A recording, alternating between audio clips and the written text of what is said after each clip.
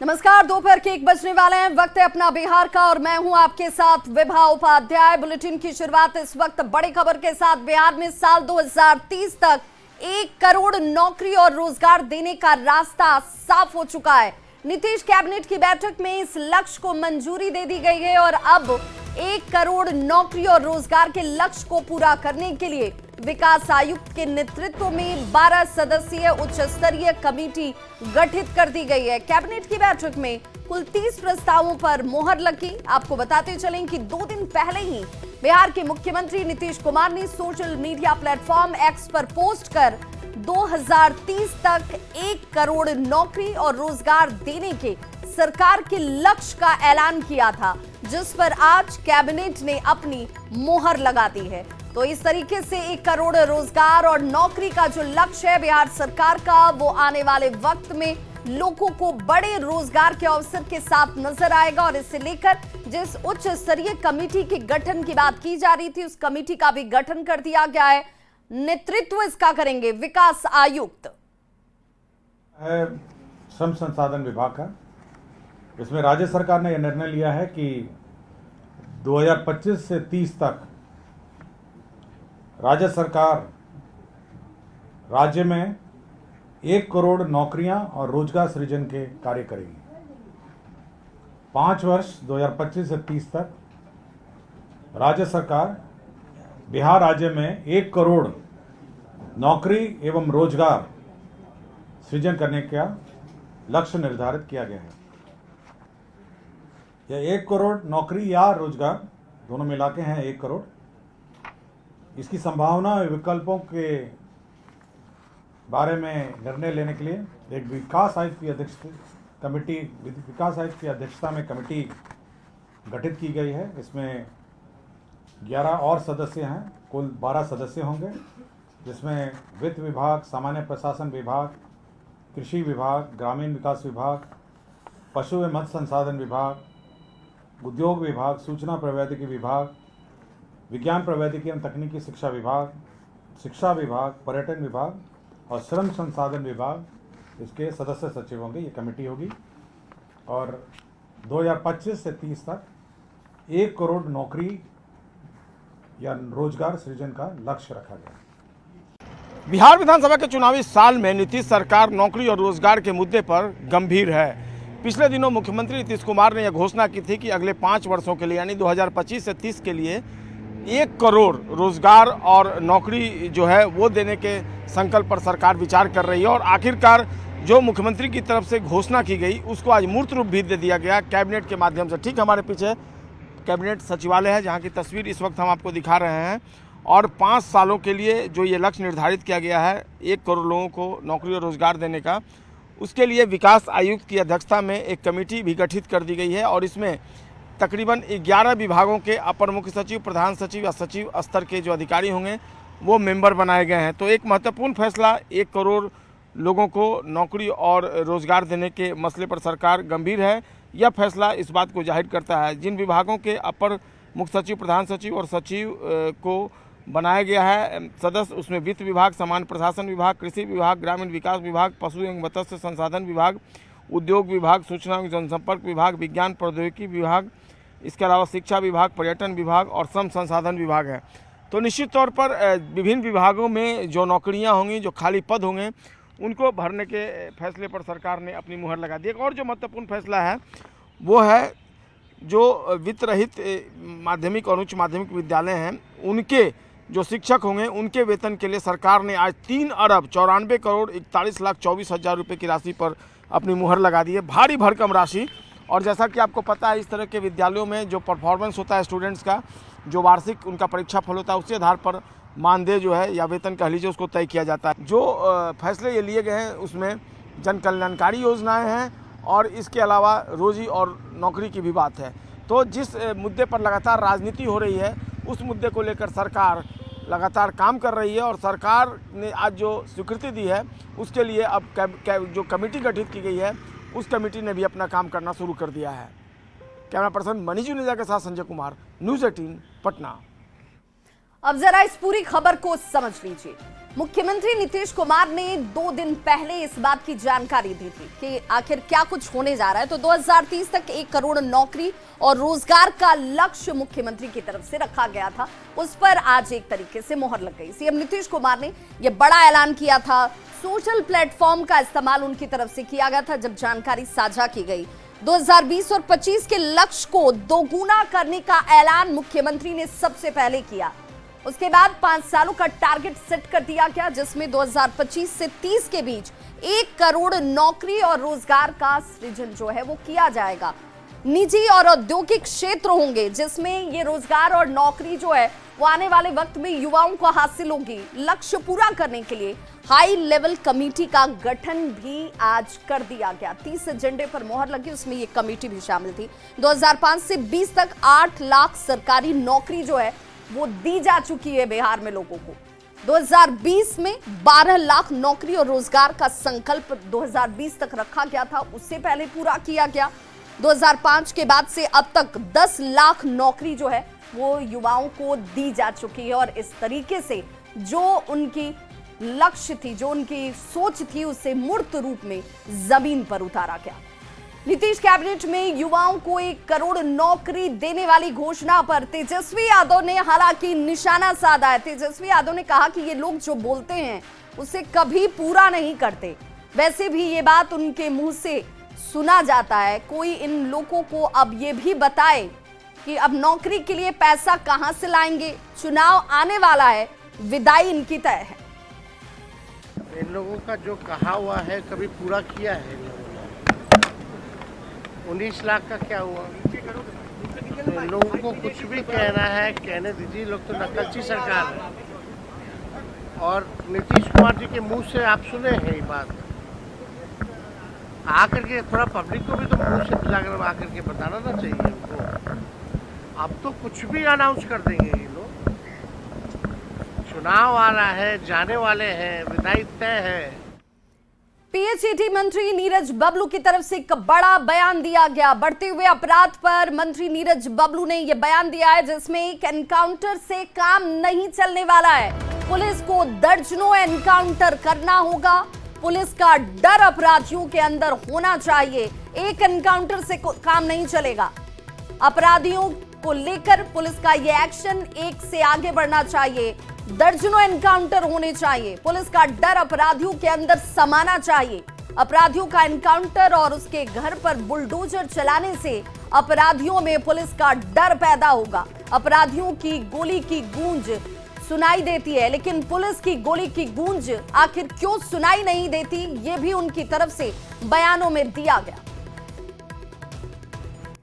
हम इसमें कहना चाहेंगे कि आरजेडी के लोग इस घटना में भी इन्वॉल्व हैं और राज्य में जितनी घटनाएं घट रही है मैक्सिमम तौर पर आरजेडी के लोग इसमें इन्वॉल्व रहते हैं और कहीं न कहीं सरकार को बदनाम करने की जो कोशिश हो रही है इस पे पुलिस प्रशासन को सोचना चाहिए। और पुलिस को भी हम कहना चाहेंगे कि दबिश बढ़ाने की जरूरत है अपराधियों पर। एक आध इनकाउंटर से काम नहीं चलेगा, दर्जनों इनकाउंटर करना पड़ेगा। पुलिस का डर जो है ना वो अपराधी के दिल में होने की आवश्यकता है, जरूरी है, ये करना पड़ेगा।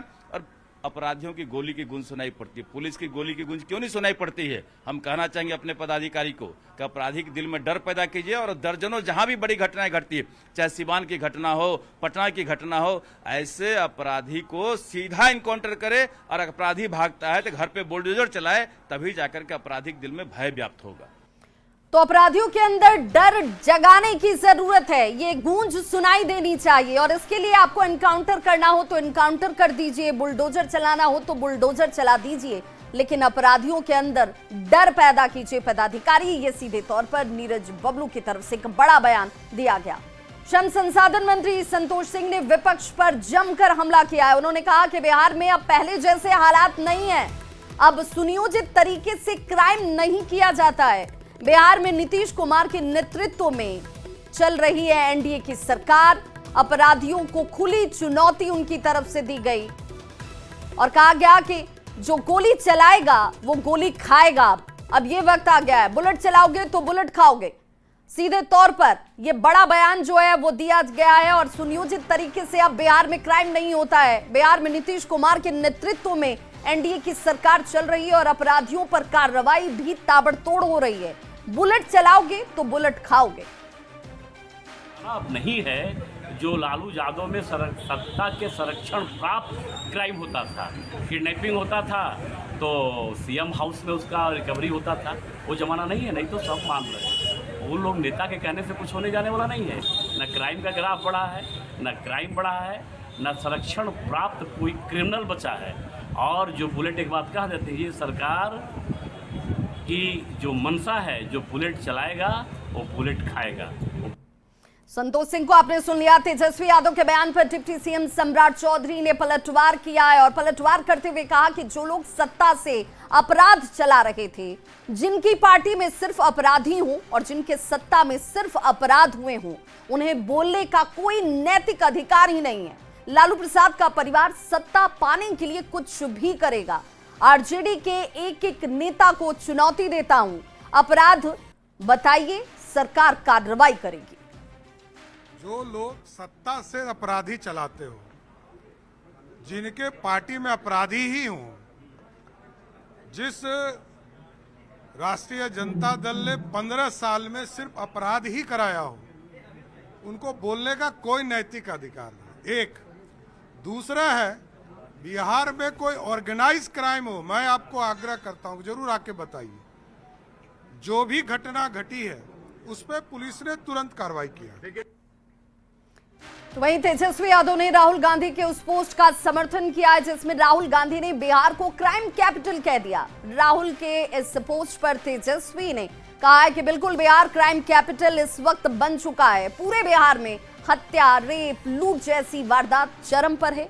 कोई पूछने वाला नहीं है, सब लोग अचेत अवस्था में हैं इस वक्त। कैपिटल तो बिहार हो गया है। कितना अपराध हो रहा है वो आप लोग तो कवर कर ही रहे, दिखाई रहे, कहाँ किसकी हत्या नहीं हो रही। डेली हो रहा है, गोली चल रहा है, डेली अपहरण हो रहा है, डेली रेप हो रहा है। कोई पूछने वाला है? सब लोग अचेत अवस्था में। तो लॉ एंड ऑर्डर को लेकर तेजस्वी यादव के इस बयान के बाद बिहार की सियासत में एक बार फिर से बवाल शुरू हो गया है। डिप्टी सीएम विजय सिन्हा ने तेजस्वी यादव पर जमकर निशाना साधा। तेजस्वी यादव के पिता लालू प्रसाद के शासनकाल को जंगल राज का संज्ञा देते हुए कहा गया कि तेजस्वी यादव भी पिता के जंगल राज की पाठशाला से निकले हुए विद्यार्थी हैं और इसीलिए वो बिहार में गुंडा राज लाना चाहते हैं, गुंडों की सरकार बनाना चाहते हैं, सभी माफिया को लेकर काम कर रहे हैं।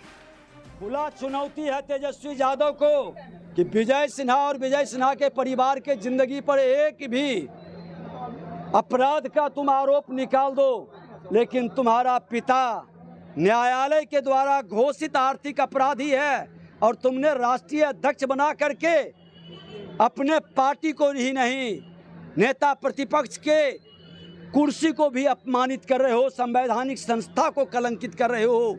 एक आर्थिक अपराधी कैसे किसी पार्टी का राष्ट्रीय अध्यक्ष रहेगा?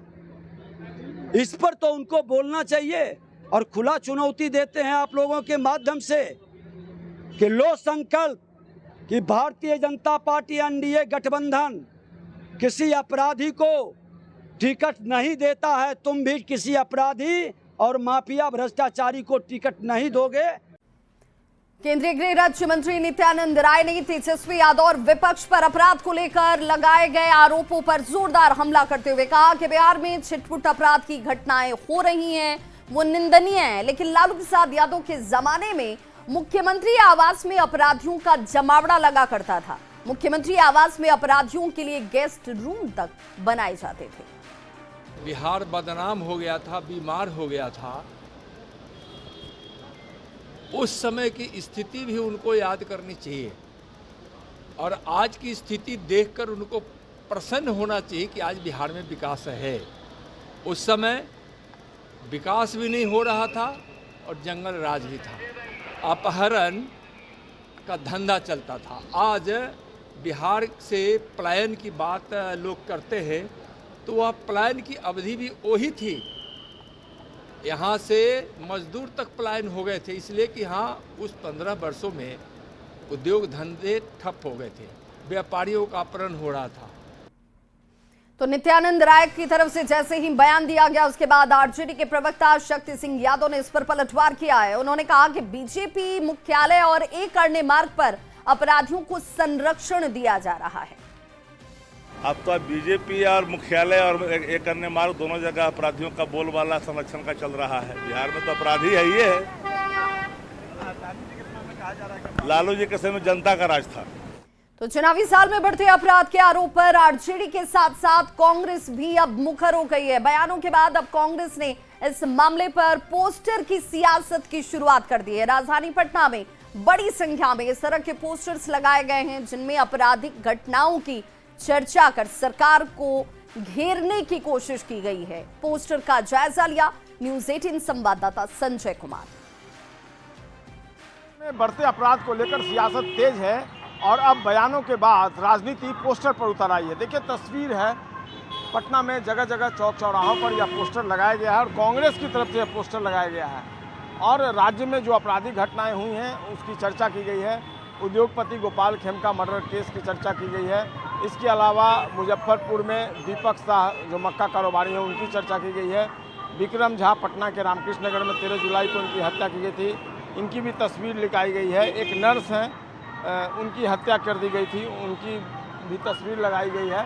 संतोष राय शिक्षक सारण 13 जुलाई को उनकी हत्या की गई थी। रमाकांत यादव बालू कारोबारी हैं, 11 जुलाई को उनकी भी हत्या की गई थी। पुट्टू खान कारोबारी सीतामढ़ी उनकी हत्या कर दी गई थी, उनकी भी तस्वीर लगाई गई है। और जितेंद्र मेहता जो एडवोकेट हैं उनकी भी तस्वीर लगाई गई है और 13 जुलाई को पटना में उनकी हत्या कर दी गई थी। तो निश्चित तौर पर इस पूरे मामले को लेकर बिहार में सियासत जो है वो तेज है और हालांकि कांग्रेस ने कहीं अपना नाम नहीं दिया है, लेकिन लगातार सोशल मीडिया से लेकर पोस्टरों के माध्यम से कांग्रेस इसी तरह की जो तस्वीर है, जो पोस्टर है वो लगा रही है और आधिकारिक तौर पे जानकारी भी दी गई है कांग्रेस की तरफ से कि इस तरह की पोस्टर हमारी पार्टी की तरफ से लगाई गई है। यानी साफ तौर पर बिहार विधानसभा के चुनावी साल में कांग्रेस अपराध को एक बड़ा मुद्दा बना रहा है और इसको लेकर सरकार को घेरने की कोशिश जो है वो लगातार जारी है। तस्वीरों में आप देख सकते हैं प्रधानमंत्री नरेंद्र मोदी की तस्वीर लगाई गई है, मुख्यमंत्री नीतीश कुमार है, उप मुख्यमंत्री सम्राट चौधरी और कारोबारियों पर कहर जो है उस शीर्षक से ये तस्वीर जो है वो लगाई गई है। बिहार में गुंडा राज, इस पूरे पोस्टर का यही टाइटल दिया गया है कि बिहार में इन दिनों गुंडा राज चल रहा है। अब इस जाहिर सी बात है इस पूरे मामले को लेकर जिस तरीके से आरोप लगाया गया कांग्रेस की तरफ से, वैसे में सत्ता पक्ष भी मुखर है और आरोप प्रत्यारोप इस पूरे मामले को लेकर लगातार जारी है। कैमरा पर्सन मनीष जुनेजा के साथ Sanjay Kumar, news 18 Patna.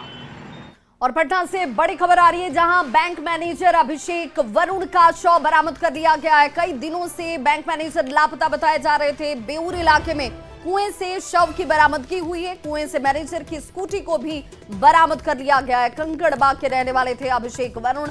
ICICI Lombard के ब्रांच मैनेजर थे अभिषेक वरुण। कल रात रामकृष्ण नगर इलाके में एक पार्टी में फैमिली के साथ गए थे अभिषेक और रात 10 बजे पत्नी और बच्चे घर लौट गए, लेकिन अभिषेक रुक गए।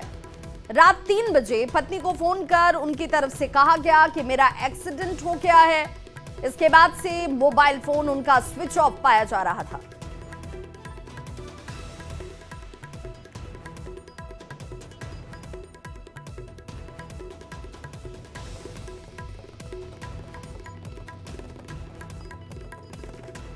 तीन बजे सुबह तक इनके परिजन से बात हुई है फ़ोन से और उसके बाद जब घर नहीं लौटे तो 14 तारीख को कंकड़बाग थाना में गुमशुदगी का कांड दर्ज किया गया है। आज सुबह पता चला कि हसनपुरा के खेत के निकट एक कुआं में, सूखा कुआं है, इसमें बॉडी और स्कूटी पड़ा हुआ है।